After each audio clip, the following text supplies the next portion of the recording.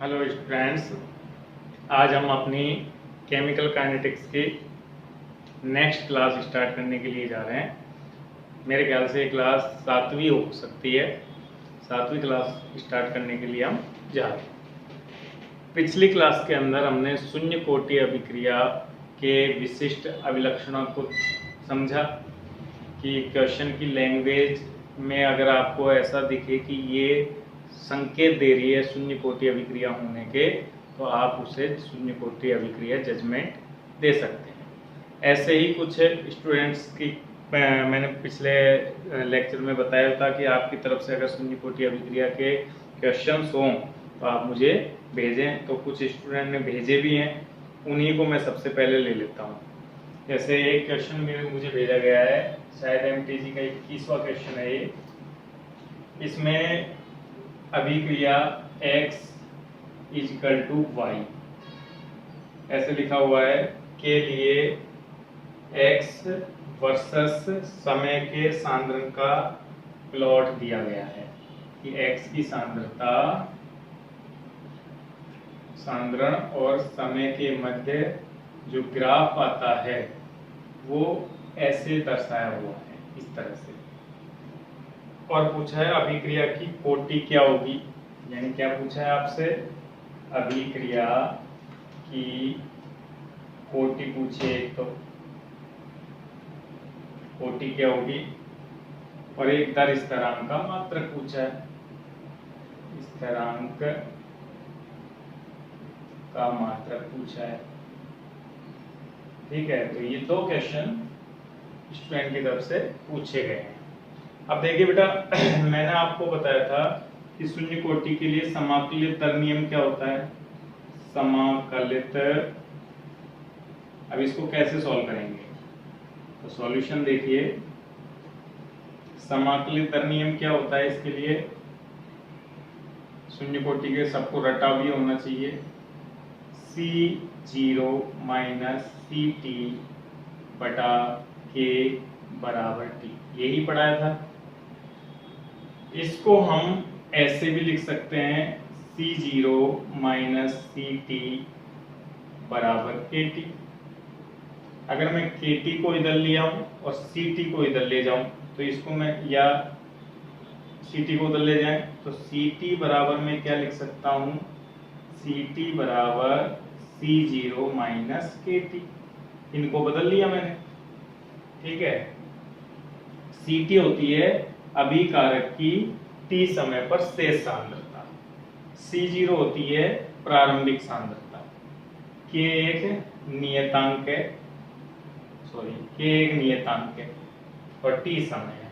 तो ये एक सरल रेखा की समीकरण है, y बराबर C माइनस mx, या mx प्लस c होता है, उसको हम स्लोप माइनस में ले लेते हैं।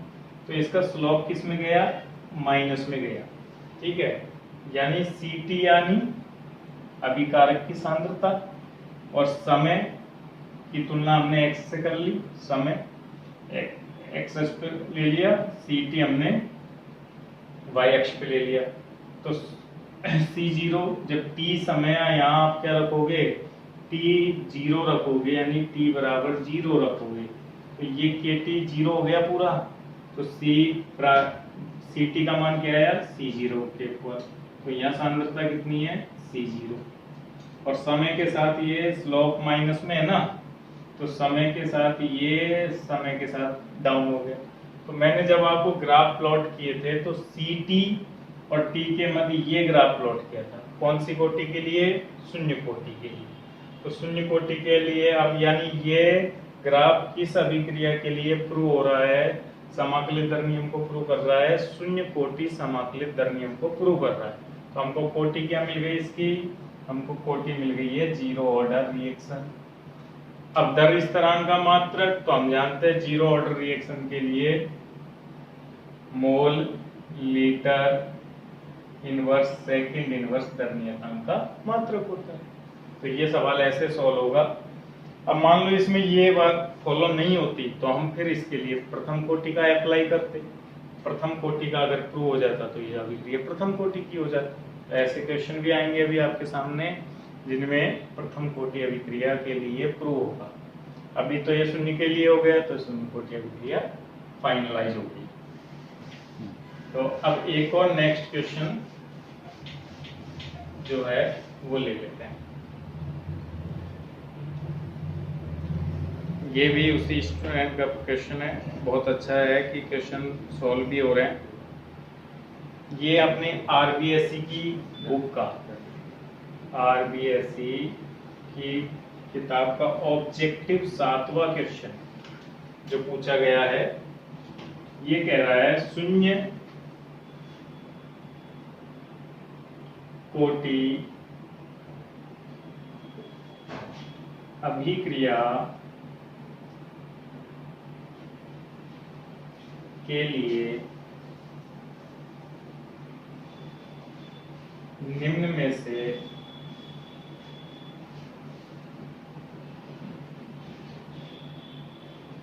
कौन सा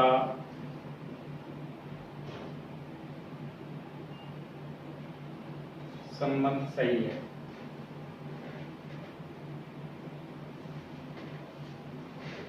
सही है। ओके, ऑप्शन ए है टी 3/4 बराबर 2 टी 1/2।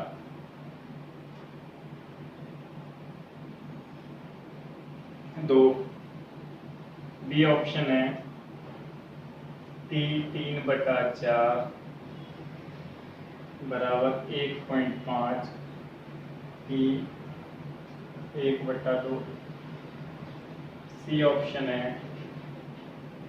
टी 3/4 बराबर 0.25 टी 1/2। और डी ऑप्शन है टी 3/4 बराबर 1/3 टी 1/2। पहले तो इसका मतलब आपको समझना है कि ये क्या कह रहा है।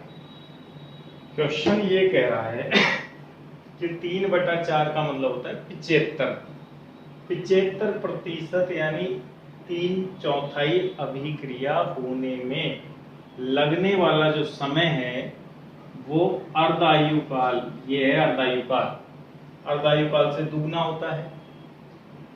यानी 75% अभिक्रिया होने में लगा समय अर्धायुकाल का 1.5 गुना होता है।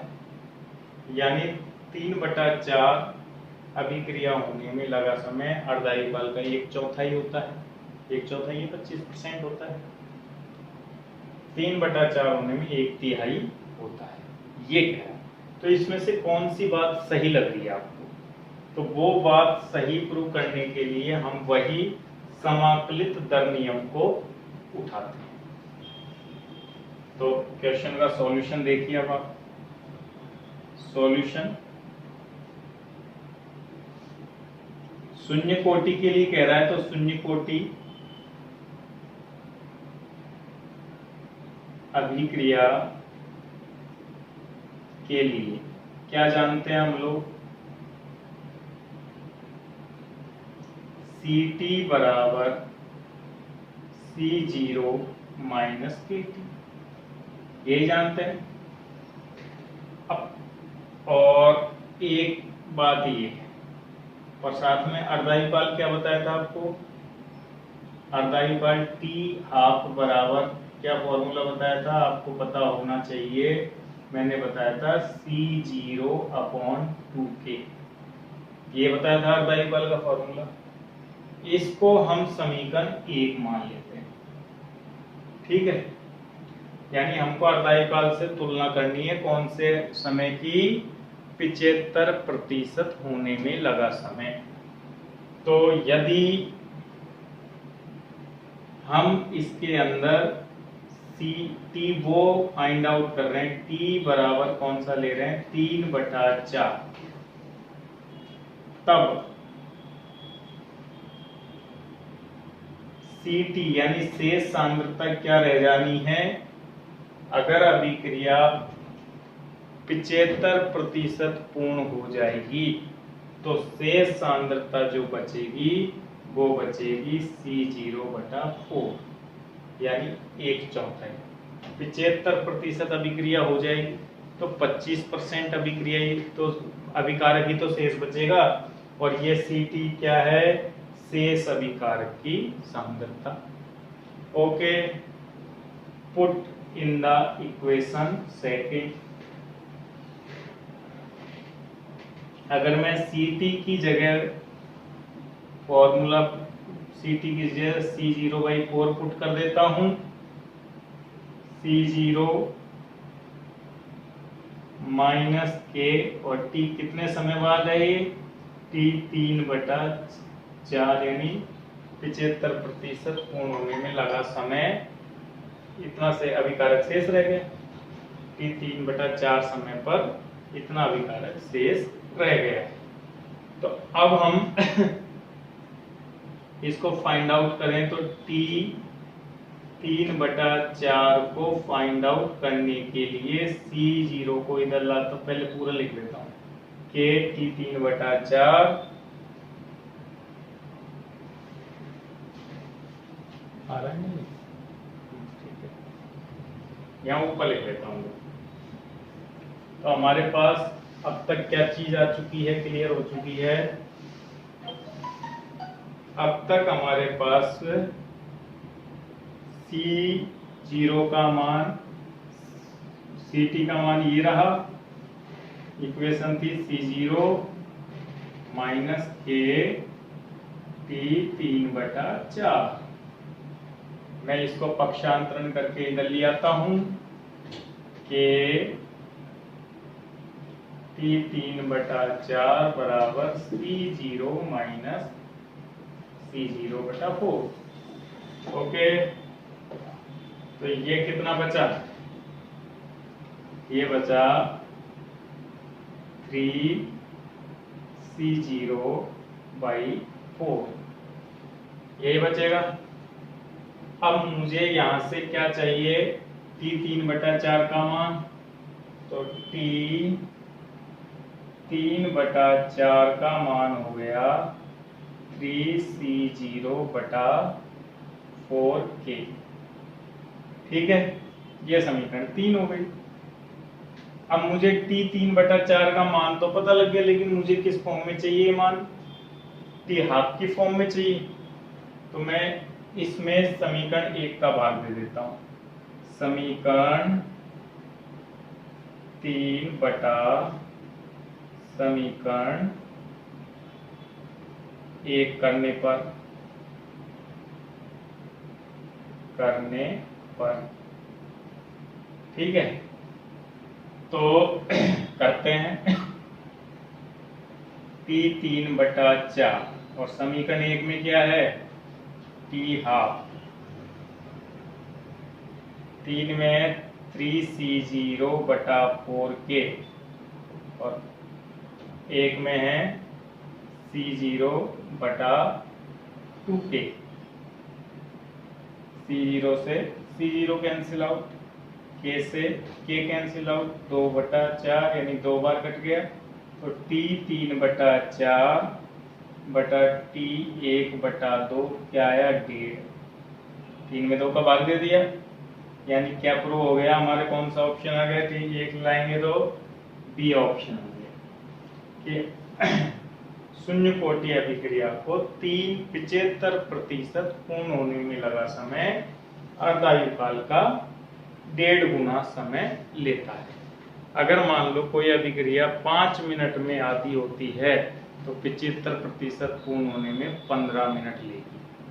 ये क्लियर हो गया, 1.5 गुना का मतलब, सॉरी 7.5 मिनट लेगी, 1.5 गुना का मतलब ये हो।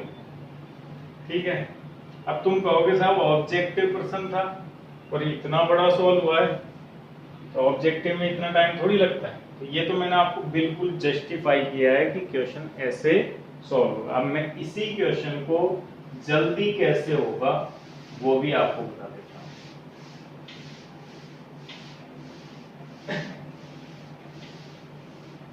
तो देखो जल्दी ये प्रश्न जल्दी कैसे होगा, हम डायरेक्ट कैसे इसको सॉल्व कर सकते हैं वो मैं आपको बता देता हूँ। तो अभी हमने क्या सिद्ध किया था कि 3/4 यानी 75% अभिक्रिया को पूर्ण होने में लगने वाला समय अर्धायुकाल का 1.5 गुना था। यही मैंने आपको सॉल्व किया है। इसका ये मीनिंग है, मीनिंग समझा देता हूं। अगर x से y बन रहा है, ठीक है, और यह अभिक्रिया शून्य कोटि में की है और इसका अर्धायुकाल यानी 50%, या इसको यूं भी लिख सकते हैं T50, 50% अभिक्रिया पूर्ण होने में लगने वाला समय 10 मिनट है, और आपसे पूछ ले कि 3/4 या 75% अभिक्रिया पूर्ण होने में कितना समय लगेगा, ऐसे भी आ जाता है। तो हम जानते हैं कि 3/4 होने में 1.5 गुना ज्यादा समय लगता है, तो 10 का 1.5 गुना करोगे तो टी पीछे 10 का 1.5 गुना यानी 3/4 पूर्ण होने में 1.5 गुना 10 का, तो कितना मिनट लगा, 15 मिनट लगे। अगर आपको ये नॉलेज रटी हुई है कि 75% पूर्ण होने में 1.5 गुना ज्यादा समय लगता है, तो ऐसे प्रश्नों को आप इस संबंध की हेल्प लेके तुरंत कर सकते हैं। अब मैं इससे ही ये प्रूव करता हूं कि देखो बेटा x था और वो y बना रहा है, ठीक है, ऐसे ही x क्या बना रहा है, y बना रहा है, ठीक बात। और हमको ये जल्दी से क्लियर करना है कि ये संबंध कैसे आए। तो अपन जानते हैं कि x को xy2 रहने में यानी आधा होने में 10 मिनट लगता है। तो अर्धायुकाल मैंने कितना बताया बेटा, 10 मिनट बताया कि नहीं, अभी यहाँ कहा कह दिया आपसे। और हम ये भी जानते हैं कि अर्धायुकाल का संबंध जो होता है शून्य कोटि के लिए वो होता है C0/2k। यानी आपको मैंने क्या सिखाया था, आपको मैंने ये सिखाया था कि अर्धायुकाल अभिकारक की प्रारंभिक सांद्रता पर निर्भर करता है। इसका ये मीनिंग हो जाता है, मैंने ग्राफ भी बताया था कि अर्धायुकाल और सांद्रता के मध्य ग्राफ एक सीधी रेखा आती है, यानी शून्य कोटि अभिक्रिया के लिए अर्धायुकाल, मैंने पहले डिस्कस कर चुका हूं ये पॉइंट को कि शून्य कोटि अभिक्रिया का अर्धायुकाल अभिकारक की प्रारंभिक सांद्रता के सीधे समानुपाती होता है। अगर सांद्रता आधी तो अर्धायुकाल भी आधा, अगर सांद्रता 1/4 तो अर्धायुकाल भी 1/4, अगर सांद्रता दुगनी तो अर्धायुकाल भी दुगना। यानी जो काम सांद्रता के साथ होगा वही काम अर्धायुकाल के साथ भी होगा। अब समझो यहाँ कि जब x से xy2 सांद्रता हो रही है तो 10 मिनट लग रहे हैं। अब हम जानते हैं कि अब कितना, इसका भी आधा, यानी कितना रह गया, xy4, ठीक है। पहले सांद्रता x से आधी हो रही थी, 10 मिनट लग रहे थे। अब इस सांद्रता की आधी सांद्रता से फिर आधी हो रही है, यानी प्रारंभिक सांद्रता पहले x थी, अब कितनी है, उसकी आधी। पहले अर्धायुकाल 10 मिनट था तो सांद्रता आधी हो गई तो अर्धायुकाल भी आधा हो जाएगा। तो अब अगला यहां से यहां होने में कितना मिनट लगेगा, यहां से यहां होने में 5 मिनट लेगी अभिक्रिया, लेगी नहीं लेगी। अब देखो सीधा पता लग गया हमको कि यहां से लेके यहां तक, यहां से लेके यहां तक अभिक्रिया कितने परसेंट हो चुकी है, 75%। पहले x थी, अब xy4 हो गई, यानी 25% शेष रह गया अभिकारक। इसका मतलब अभिक्रिया कितनी हो गई, 75% हो चुकी है। और 75% पूर्ण होने में टोटल समय क्या रहा, 10 और 5 15। यहाँ भी हमने कितना निकाला, 15। तो ये डायरेक्ट हमने जस्टिफाई कर दिया है कि एक शून्य कोटि की अभिक्रिया को 75% पूर्ण होने में लगने वाला समय कितना है, उसके अर्धायुकाल का 1.5 गुना। क्लियर।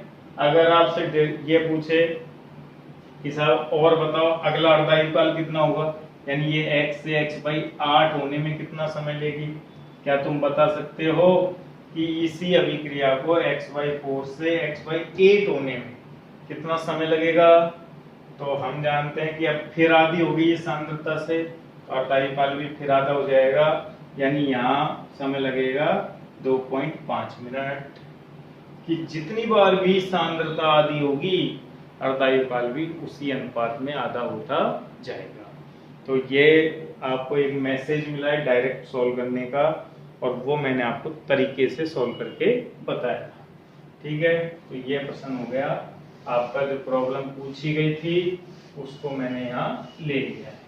अगर किसी स्टूडेंट की और भी शून्य कोटि से संबंधित प्रॉब्लम हो तो वो मुझे व्हाट्सएप के जरिए प्रॉब्लम भेज सकता है, मैं उसे नेक्स्ट टॉपिक में उठाऊंगा। अभी हम डिस्कशन आगे बढ़ाते हैं हम। तो हमारा डिस्कशन चल रहा था, कौन सा था? शून्य कोटि अभिक्रिया को हम कंप्लीटली पूरी कर चुके हैं। हम विभिन्न कोटि अभिक्रियाओं के समाकलित वेग व्यंजक की गणना कर रहे थे।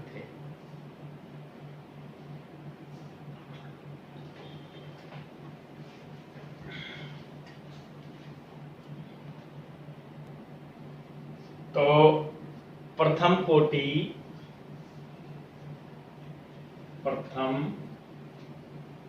और देखो सबसे ज्यादा इंपॉर्टेंट है प्रथम कोटि, सबसे ज्यादा क्वेश्चन मिलेंगे आपको प्रथम कोटि अभिक्रिया पे। तो प्रथम कोटि अभिक्रिया के लिए समाकलित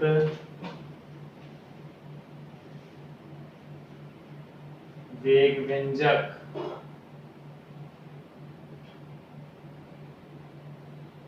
तो जैसे मैंने आपको बेटा शून्य कोटि अभिक्रिया को पढ़ाया था, सेम एज वे, उसी तरीके से क्या है, ठीक है। तो जैसे हमने प्रथम कोटि अभिक्रिया के लिए समाकलित वेग व्यंजक निकाला था, उसी तरीके से हम प्रथम कोटि अभिक्रिया के लिए वेग व्यंजक निकालते हैं। तो पहले मैंने आपको शून्य कोटि अभिक्रिया की परिभाषा सिखाई थी, अब मैं आपको प्रथम कोटि अभिक्रिया की परिभाषा। तो शून्य कोटि की बताओ क्या परिभाषा थी, मनन करो अपने आप में। प्रथम कोटि अभिक्रिया की फिर अपने आप ही पता लग जाएगी। तो शून्य कोटि अभिक्रिया की मैंने परिभाषा बताई थी, वे अभिक्रियाएं जिनमें अभिक्रिया का वेग अभिकारक की शून्य घात के समानुपाती होता है।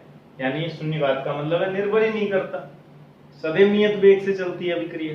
तो अब इस जगह पे क्या आ जाएगा, इस जगह पे एक आ जाएगा, क्योंकि अभिक्रिया क्या हो गई, प्रथम कोटि की। तो इनको कैसे डिफाइन करेंगे, वे अभिक्रिया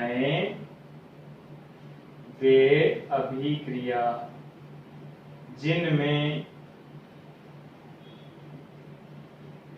अभिक्रिया का वेग ये रहा, जिनमें अभिक्रिया वेग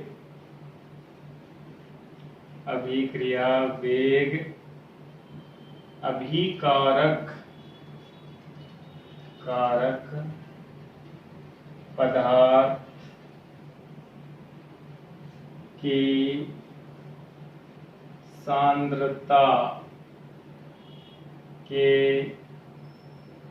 सीधे भी बोल सकता हूं या प्रथम बोल सकता हूं, सीधे समानुपाती होता है प्रथम कोटि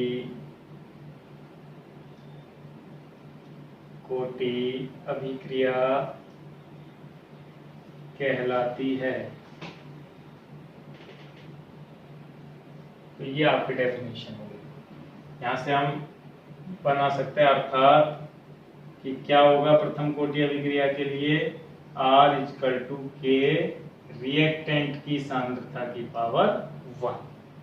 ग्राफिकली अगर मैं इसको रिप्रेजेंट करूं तो मैं यूं कह सकता हूं कि अभिक्रिया का वेग और सांद्रता के मध्य ग्राफ खींचा जाए तो शून्य के लिए तो आया था यूं, शून्य का मतलब है निर्भर ही नहीं करता, तो प्रथम कोटि अभिक्रिया के लिए क्या आएगा, ये ग्राफ यूं आएगा। यानी प्रथम कोटि अभिक्रिया के लिए सांद्रता के बढ़ाने के साथ वेग भी बढ़ता ही जाता है। अब आपको देखो वही अभी मैंने थोड़ी देर पहले क्वेश्चन पुटअप किया था, ये भी मिलेगा कि वेग और सांद्रता, वो था सांद्रता और समय, यह है वेग और सांद्रता के वर्सेस अगर एक अभिक्रिया में ग्राफ इस तरह से आ रहा है तो वो अभिक्रिया कौन सी कोटि की होगी, उसके लिए वेग स्थिरांक का मात्रक बताओ। तो आप ऐसा मिलेगा क्वेश्चन, तो आप कहोगे अगर ऐसा ग्राफ नजर आ जाए तो अभिक्रिया प्रथम कोटि की कहलाएगी, और उसके लिए दर नियतांक का मात्रक आपको सबको बता रखा है, समय इनवर्स होता है। क्लियर? तो हमने ये तो पढ़ लिया प्रथम कोटि अभिक्रिया की परिभाषा, लेकिन हमको पहुंचना है प्रथम कोटि अभिक्रिया के लिए समाकलित दर नियम, जैसे कि शून्य कोटि से के क्वेश्चन सॉल्व हो रहे थे, वैसे प्रथम के लिए वो समाकलित वेग व्यंजक क्या होगा। अवकलित तो ये रहा, अब समाकलित पे आते हैं। तो समाकलित वेग व्यंजक की गणना करने के लिए मैं वही अभिक्रिया उठाता हूं, R इजिकल टू प्रोडक्ट। ठीक है, प्रारंभ में मैं वही सांद्रता क्या लेता हूं, प्रारंभ में सांद्रता ले ली मैंने C0, तो उत्पाद तो प्रारंभ में बनने से रहा, उत्पाद की सांद्रता कितनी रहेगी, 0। अब t समय बाद हमने देखा कि कुछ अभिकारक यानी x मोल अभिकारक के खर्च हो गए हैं, तो उत्पाद के कितने मोल बनेंगे, x मोल बन जाएंगे। यानी क्रियाकारक की सांद्रता C0 से x घट गई और उत्पाद की सांद्रता 0 से x बन गई। सांद्रता में परिवर्तन तो इधर देखो चाहे इधर देखो x का ही आया है, तो फिर अवकलित दर नियम क्या हो गया, अवकलित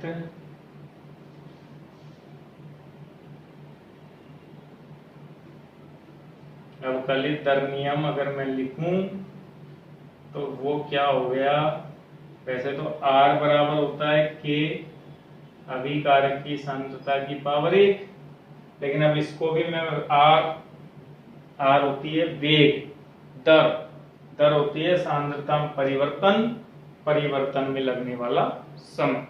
मैंने अभी बताया था परिवर्तन इधर देखो चाहे इधर देखो, इधर सांद्रता x घटी है तो इधर सांद्रता x बनी है, परिवर्तन तो x का ही हुआ है ना। और वेग क्या होता है, सांद्रता में परिवर्तन में समय कितना लगा है, t समय, t ले लिया, तो वेग को मैंने ऐसे लिख दिया k, और यहां होता है अभिकारक की सांद्रता, तो अभिकारक की सांद्रता में क्या लिखूंगा, मैं यहां लिखूंगा C0 माइनस x, जो सांद्रता हम जिस समय के बाद लगा रहे हैं वेग वो लिखी जाती है C0 माइनस x की पावर 1। ये हो गया है अवकलित दर नियम, किसके लिए, प्रथम कोटि अभिक्रिया के लिए। लेकिन हमें कौन सा चाहिए, हमें चाहिए समाकलित दर नियम।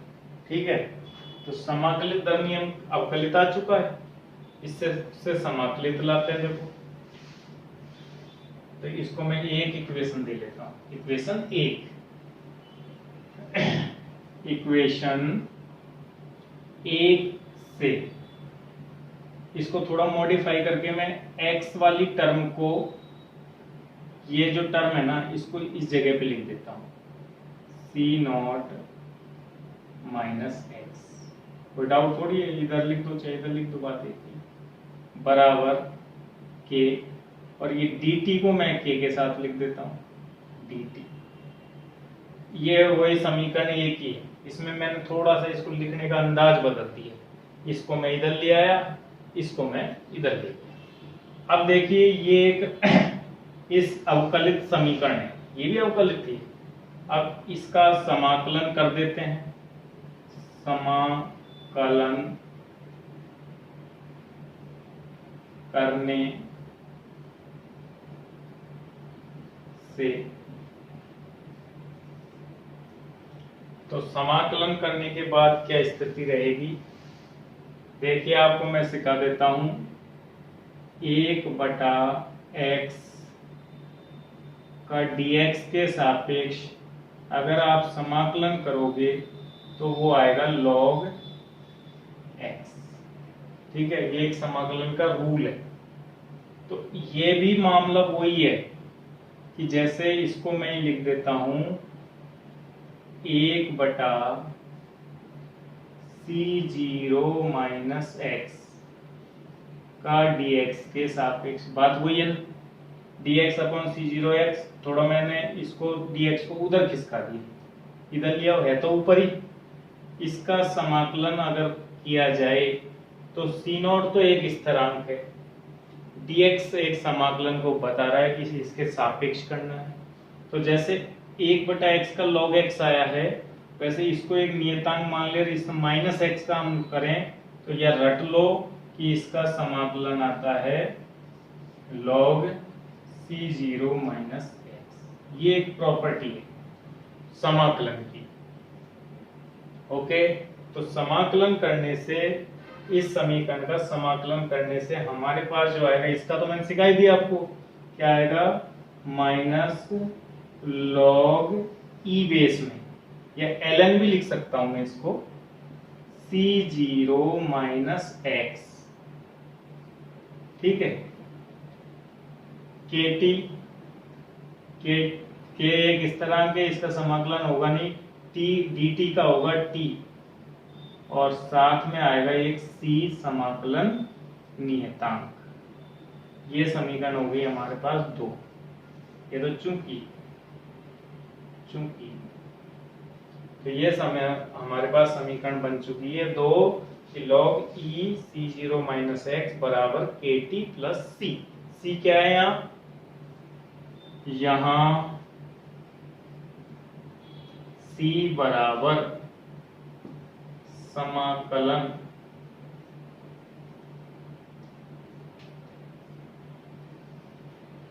नियतांक है।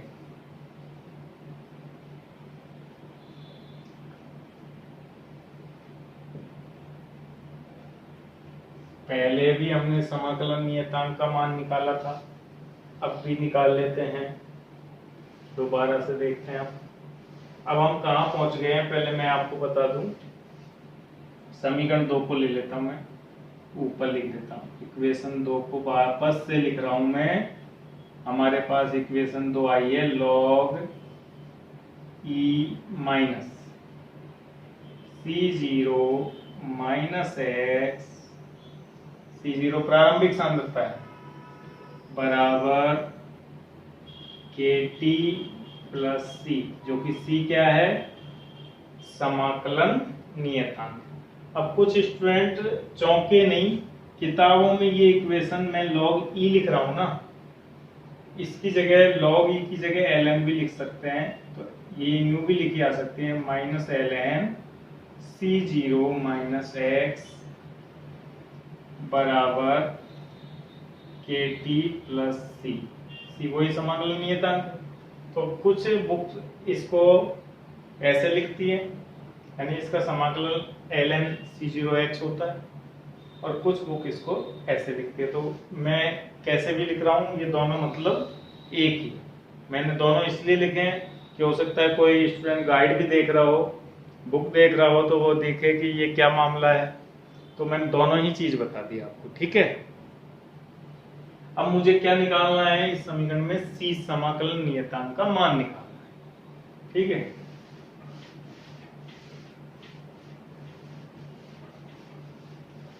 तो समाकलन नियतांक c का मान निकालने के लिए मैं चलता हूं, जब t बराबर 0 था तो उत्पाद कुछ बना था क्या? नहीं। तब